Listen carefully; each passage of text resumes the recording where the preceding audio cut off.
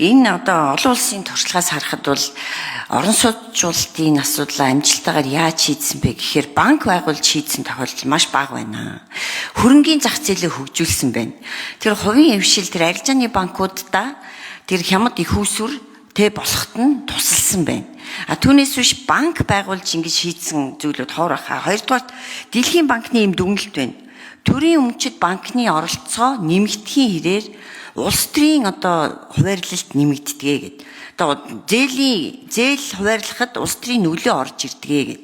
Дэлхийн банкны дүгнэлт байна л дээ. Тэгэхээр яг энэ дүгнэлтийн дагуу бол ийм банк байгуулна гэдэг чинь энэ ар дээрээ нэг нөгөө хэлэхэд улс төрийн зорилго, улс төрийн нөлөө бий болно, үүснэ. Өнөөдөр та бүхэн яах вэ? Магадгүй одоо бас их романтикаар их гоё юм төсөөлж иж магад. Гэтэ яг ачир дээр бол энэ бол өрдөө тийм зах зээлийг яг өөрийнх нь жамаар хөгжүүлэх ийм бодлого огт биш.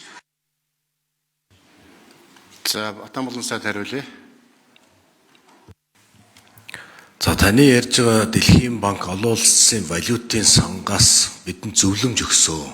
Энэ зөвлөмж өнөөдөр Монгол банкн дээр одоо хэрэгжиж байгаа ипотекийн зээлийг Монгол банкнаас салгаж төрийн одоо оролцоотой зах зээлийн зарчим, бизнесийн зарчимд нийцүүлж яв гэдэг ийм зөвлөмж өгсөний дагуу бас энэ хоёр хууль орж байгаа гэдгийг бас хэлэх нь зүйтэй. Тэгээ яг зүгээр юм хийх гээд явж байхад бас мэдээж улс төрийн асуудлууд ярилгүй байх. Би түрүүнд ягаад үндсэн хуулинд заасан хүний одоо үндсэн эрх, суур эрх гэж хэлсэн гэхэлэр энэ Монгол улсад 70% нь энэ орон сууцгүй өнөөдөр байгаа энэ асуудлыг л одоо та бүхэн дэмжиж энэ хуулийг дэмжиж яваасаа л гэж би одоо хүсэж байгаа.